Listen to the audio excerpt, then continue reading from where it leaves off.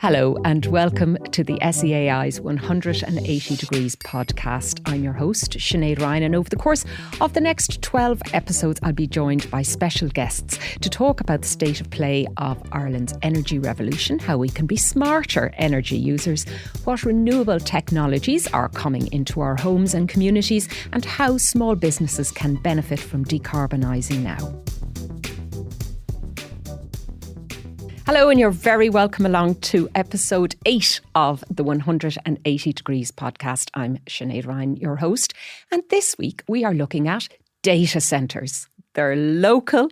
They have been the subject of debate and chat across Ireland's media about our electricity use and the demand that they place on our system. Can we cope with that demand in the future? Do we need to add more capacity to the grid for data centres? And what about all of that electricity required to run them? We have our Climate Action Plan for Ireland, which is roadmap updated every single year. And we're looking at the right actions for Ireland's emissions for 2030. And can the growth of more data centres fit into it easily? We'll be discussing this and more in this episode, and I'm delighted to be joined again by Margie McCarthy of the SEAI and Dr. Lee Carroll of the SEAI. And you're both very welcome back to studio, folks, for this very important episode.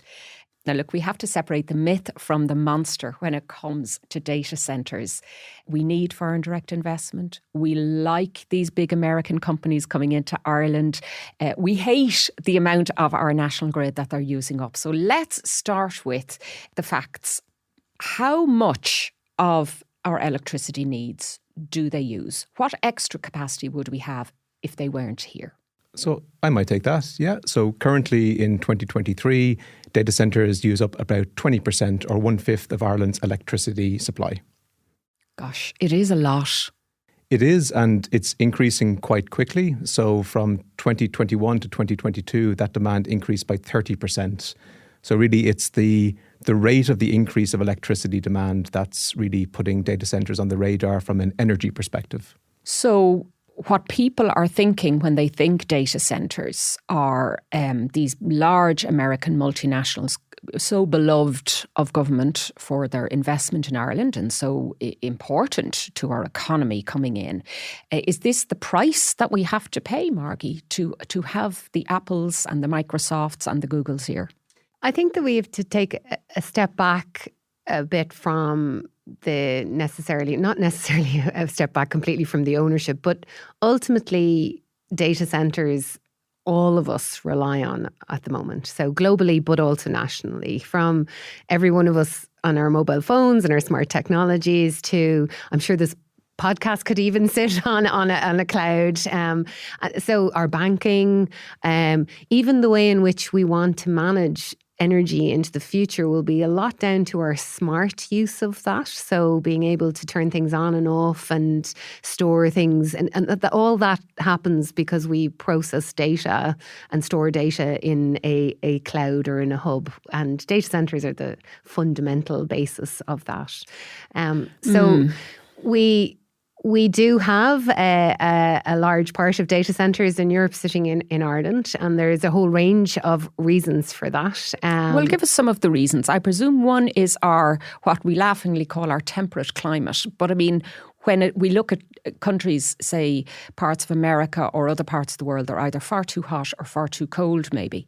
Interestingly, actually, a number of years back, SEAI co-funded a report on that. And yes, one of the reasons that organisations look to various different countries to locate their data centres is on the basis of their weather. So our climate has a very small range of change. So it never gets too cold, never gets too hot. And so it means you don't have as much heating, cooling demand in a data centre. But actually, people or organisations that have chose to locate in Ireland pointed to other factors, which they call the 5 Ps. Our people, so we've a really well-educated population used to developing tech. Our policy, we have a stable government, we have democracy, we're English-speaking, we use common law, we have attractive corporation law. Our pipes, so that's the fibre network that exists, and that's why we have a large cluster of data centres sitting on the circumference of the M50, so we can talk about that. Our degree, because we have a long history of supporting tech and businesses to build, and foreign direct investment, as you just said. So all of those came into play. And then also there's power. And power is where we have the facility and a reliable, safe supply of power and a good, strong grid, of which we do. But power, I suppose, is where the challenge is coming in now, because we have to ensure that we're not experiencing constraints in supply because of an overgrowth in demand from data centres. And one of the other things I read about why data centres love Ireland so much is because a lot of these companies, of course, are based in California. And am I right in thinking that one of the reasons that we're so popular is that we're not on any fault lines? There's not going to be any earthquake around the Ep15, we hope. There's not going to be, volcanoes or tornadoes or anything like that. Yeah, I mean, Margie mentioned the climate and the temperature, and those are factors, but proximity is a kind of a key point. So Ireland is really seen as being the gateway to Europe for many American countries. And Dublin is kind of unique in its data centre mix, is that we have a really strong blend of hyperscale data centres and co-located data centres. And you really don't find that blend in other European capitals. So that proximity of the different types of data centres creates a very strong centre of mass around Dublin that is very attractive for investment. Okay, so far, so popular, there's another P, with the suppliers of the data centres and the people who build them. But there is another P, a price to be paid by Ireland to have this. Because, I mean, Mark, you were talking about what the data centres do and all the reliance now we have on technology, on the cloud, and of course we need systems to operate that. Do they all need to be in Ireland for the whole of Europe? Are we not getting hammered on our emissions because they happen to be in Ireland? I suppose we're part of a global system, same way as our interconnectedness with electricity. So I suppose the important thing in terms of our data centre growth is when you look at our policy in Ireland for decarbonisation, so to try and reduce our emissions, we are pointing a lot of our energy use towards electrification. Okay, so from our heat, we've talked about heat pumps a lot. We've talked about EVs and all that. They're all going to sit into our electricity, and our electricity grid and our generation has to be able to provide for that demand growth. And that's a good decision, because in a net balanced equation, there's less emissions associated with the electricity because we have a target for renewables on it than would be in using fossil fuels to get our heat and transport. Lee, right? how many data centres are actually using electricity in this way? So currently we have 82 data centres operating in Ireland, and another 14 with planning permission granted. That's of June of last year. And just for reference, about 20 of those will be regarded as being large data centres, of significant scale. The big, huge ones that you see low-lying in kind of brownfield sites. Yeah, it's to differentiate between there are some very small specialist data centres maybe that are optimised for banking or for animation of graphic design, and those you really shouldn't lump them in with the hyperscales of Amazon, Google, Microsoft, Facebook. It's like comparing a rowing boat to a cruise ship. So it's important to So to make of the that cruise distinction. ships, how many are using both electricity, of which we have about 40% renewables? Yeah. But that means 60% non-renewable sources. That's it. So the data centres are, generally speaking, they're drawing down from the same grid as everybody else. So from a statistical perspective, the data centres practically are drawing down electricity that's at approximately 40% of renewable rate. So I'm curious then, because, obviously the politics of this would seem to be at divergence. We want foreign direct investment, even though the data centres themselves don't generate many jobs. It doesn't take many people to run them. Without them, we possibly wouldn't get all the other stuff. However, that we have climate goals, we have climate targets, and we really, really need to meet those, or we get fined, and it's also not a good thing. Is there not a direct contradiction there, Lee? And do people do see that as a contradiction? I don't necessarily know if it's a contradiction. I think some of this is more around of a timing issue. I mean, data centres, so digitization can really help decarbonisation.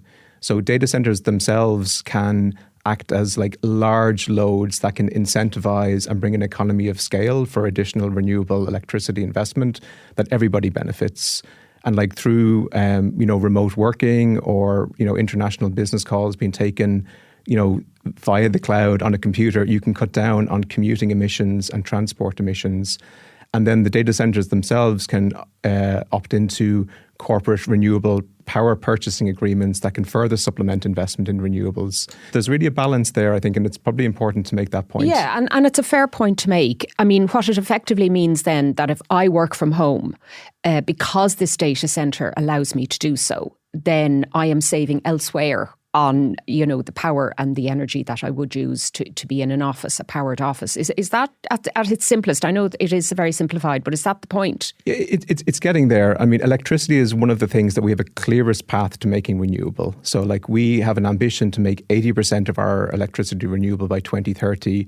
We won't get anywhere close to decarbonising, for example, the diesel or the petrol in your car or the jet fuel in an international flight. So we can do this. Yeah, if you can move effort, I guess, onto electricity and make that electricity renewable, that's the way forward.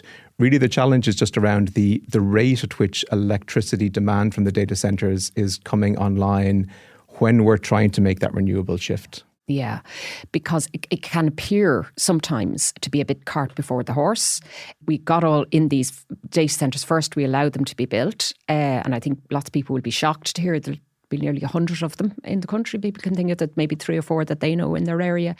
But now we have to kind of do this off the back foot. But I think you did make an interesting point there that these are money bags, these organisations. They have deep pockets. Is there any way, or are we, exploiting that, Margie, to make sure that they are paying their fair share towards this? So I that's the critical thing, really. As Lee said, we have a target for electricity to be 80% renewable by 2030. As demand centres, demand grows, that 80% becomes 80% of a bigger number. And demand centres are kind of the trajectory out to 2030 is they'll be about 27% of our demand. That's what the model is telling us at the moment. And so to do this within our climate obligations, the government released a statement on the role of data centres, and recently we had a letter issued by the Climate Change Advisory Council as well, which put mandated or recommended mandated conditions around data centres. They weren't and happy. Commissioning. Yeah. It was, so it was a bit of rap on the knuckles, that letter. Yeah, well, I suppose to get to Lee's point, they can play a role, but we have to make sure that they do play the right role. And so there are a couple of things. One is make sure they're designed from the outset to capture waste heat. So any of us that have sat with a laptop on our lap or held a phone in our hands while we're watching something knows the amount of heat that comes out of that. So think about that in large scale in a big warehouse. The amount of heat that can be captured out of a data centre is immense. But you have to design in the capturing of that heat from the very beginning. So it doesn't very go out difficult. Through the roof. Yeah, it's a bit like insulating the attic in one sense. And I know that we mentioned in our last episode, which was on district heating, and this is that was a fascinating episode, by the way, because it was all about that heat capture and heat storage and re-diverting it to useful areas. Lee, there is the Tala project that has taken with the district heating, and Margie, you were talking about it last time. That utilises to some extent some waste from data centres. Is that the way forward? Yeah, it can certainly help. So really, you don't want to waste any energy going forward. So if it's recoverable, we should work to recover it. And as Margie said, that recovery can be made more efficient if that is designed in. It's obviously more difficult to retrofit that into an existing data centre than it would be to build it into the new data centres that are coming online. Of course, because it's cheaper it makes much more sense to do it that way. Margie, is there more that can be done to ensure that where data centres are allowed or built, and they have to feed into the national grid, they have to take their charge from it, that at least ordinary people are not going to be disadvantaged as a result of it? So they're remaining 2 real conditions that need to be mandated. One is that data centres are located where it won't cause a constraint in the existing grid. And that's a real potential to develop locally in areas. For example, we're going to have a significant amount of renewable energy coming in on our west coast. Is there a potential to develop hubs all around the country that'll bring jobs? It'll bring kind of revitalisation to rural communities, for example, where a data centre is part of that hub, where renewables can come in. It's playing its part in flexibility around where electricity is flowing and storing energy, and also like locating high users plus storage in the one location. So that's one. Don't go ahead with data centres where there are constraints at the moment on the grid. That is critical. And then the third part really is about requiring data centres to play their part, so to pay their part in both infrastructural upgrading and enhancements, so that the grid is enhanced to be able to cope with these larger demands, and the additional renewable rollout, so that they would play their part in commissioning and deploying renewable energy, or supporting others to deploy renewable energy that's equivalent to the demand that the data centre is going to need when it's up and running. And the last bit is making sure that that's available, that demand supply, in advance of the data centres being commissioned and being operational. Yes, but there's also... They're big caveats. Yeah, it is. They are big caveats. And there's also another aspect to it, because it's not just getting the data centre in, up, built and locked into whatever. It's about the lifetime operation of that, Lee. What is the lifespan of a data centre? And is there an exponential, as we get more digitalised and more global, is there an exponential dependency then on the ones that we already have? So the lifetime of a data centre, if you're speaking about the building, can be actually quite long, because they really lend themselves to being kind of continuously retrofit. So it can be a little bit like, painting the Golden Gate Bridge. The guys can kind of fill racks with the latest technology, and by the time they fill the building, the newest optical transceivers are out of date and they can kind of go back. So the same building can have more and more electricity demand as it goes forward. So typically in the industry perspective, they'll have a linear increase for the first 5 years, and then they'll level out. And after that, then they would need to add more density or more real estate to increase the demand. So it seems to me that will only work if the timing of everything else matches up. So as we approach 2030 and we are moving from 40% renewables up to 60, 70% renewables, they have to dovetail before the data centres become much more of a burden. Is that fair? That's it. Really, I mean, there's a nice analogy in there around like dancing. So kind of supply and demand is a dance. You really don't, if you have demand exceeding supply, you have blackouts. And then if you have supply exceeding demand, then you've wasted investment in infrastructure. So you want the supply and the demand to be as close as possible. And really, in the past, what's happened is that data centers or other electricity demand in the economy increased, and the supply was just brought in line to match it. But as we move over to intermittent renewables like wind, it's kind of the supply that will dictate the pace, either the rollout of the renewables or the availability, and it's the demand that will have to be moderated. So it's almost as if like halfway through a dance, you're swapping partner. So I think right now we're having a few missteps because as that transition occurs, but it will occur and it'll just be the new normal in a few years. Well, the music might have stopped for a little while, Margie, because we are not planning for any more data centres after this next tranche is in. There's been a kind of a pause caused to it. What are we waiting for it to catch up, or why would people understand that to be the case?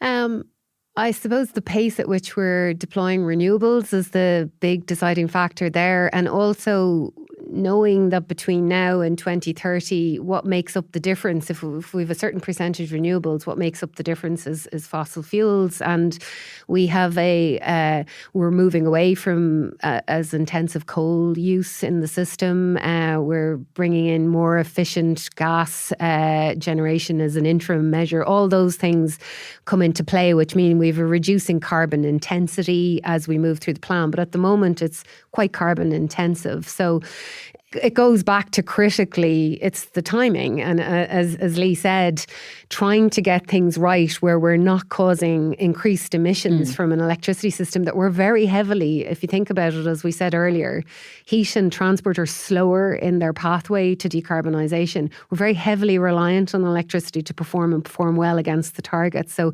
it's a very delicate balance to try and get that right between now and 2030.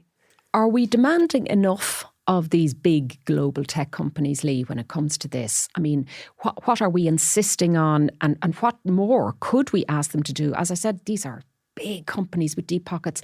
They need us to some extent as much as we need them. So there's an expectation or requirement going forward that additional investment will come with renewable power purchased agreements, so that when a new data centre is added, it must bring and add directly to the Irish grid the equivalent electricity demand that it will. It's like a bring your own beer. If you're coming to the party, you have to kind of bring your own, not just electricity, but renewable electricity to the island.